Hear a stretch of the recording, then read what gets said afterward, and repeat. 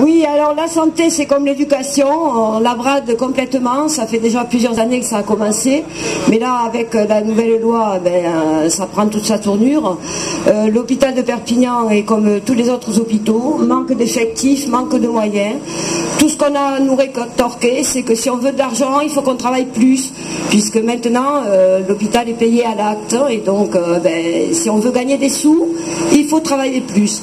Il faut savoir quand même qu'à Perpignan, on est dans un département sinistré, puisque c'est là le titre record de chômeurs, RNistes, personnes âgées, dont des personnes fragilisées, et que l'hôpital a toute sa place, puisqu'ils n'ont que nous pour les soins, pour la majorité d'entre eux. Et l'hôpital de Perpignan est en manque de personnel flagrant.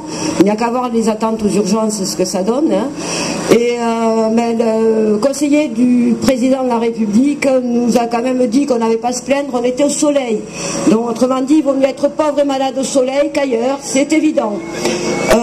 Voilà tout ce que nous avons obtenu comme réponse de ce cher monsieur.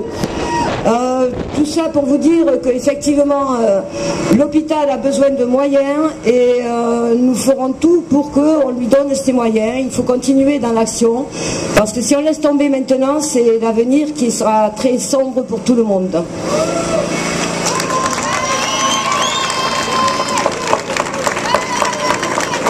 La parole aux camarades territoriaux. Alors si nous sommes aujourd'hui dans la rue, c'est bien parce que nous avons tous un problème, et les territoriaux comme les autres. Alors, les territoriaux, ce sont aussi bien les communes que le conseil général, et aujourd'hui, au quotidien, la population est en contact avec nous permanent.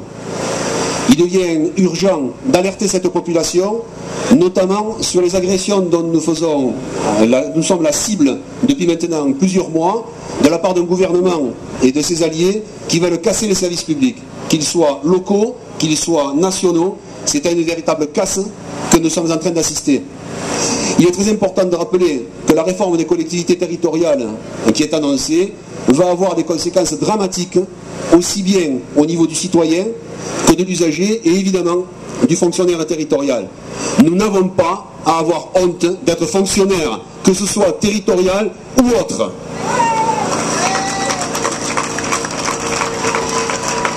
Les emplois qui sont menacés aujourd'hui sont des emplois publics et des emplois privés. Et bien sachez par exemple qu'au niveau national, 30% des agents des collectivités territoriales sont des contractuels. Il est urgent aujourd'hui que tout le monde entende ce message, entende que lorsqu'un combat concerne une catégorie, elle concerne forcément les autres. Le public et le privé ensemble, ça ne doit pas rester des mots, c'est une réalité. Mais le privé, c'est aussi les usagers. Et le message doit passer, nous sommes tous responsables de l'information à faire passer. Et quand on appelle tous ensemble, c'est aussi bien les usagers, les fonctionnaires et malheureusement les élus locaux qui manquent cruellement dans ce cortège aujourd'hui. Je vous remercie.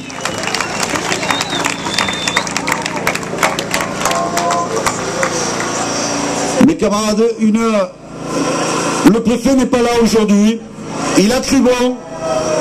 Il a cru plus intéressant pour lui dans une réunion plutôt que de recevoir ses propres salariés, ses propres fonctionnaires. Nous allons monter en délégation, exiger de la préfecture qu'elle rouvre immédiatement la commission des services publics dans laquelle nous porterons tous les manques, les besoins de services publics de ce département, sur lequel nous vous inviterons à intervenir encore et encore jusqu'à ce qu'on ait dans ce département des services publics au niveau des besoins des usagers. On vous remercie pour votre présence à ce rassemblement. Il nous reste juste à finir avec l'intervention des services publics, le reste de la fonction publique. Je passe la parole à Mathieu Tassel. Oui, le problème de la DDTM demain je n'ai rien préparé, excusez-moi, mais demain, avec la création de 3 directions départementales interministérielles, il va y avoir les restructurations, la mutualisation des moyens et des services qui engendrera évidemment des fonctionnaires en moins. Et oui, il faut le savoir. Nous, à la direction départementale des territoires et de la mer, on aura 25 postes en moins avant la fin de l'année, un peu comme à l'éducation nationale. La justice, n'en parlons pas. Et voilà, le gouvernement continue sa casse des services publics et surtout des missions envers les usagers. Merci. Aujourd'hui n'est qu'une étape. Nous allons continuer encore et encore à nous rassembler de plus en plus nombreux pour défendre les services publics, parce que nous savons tous que les services publics, c'est l'avenir de ce département. Merci.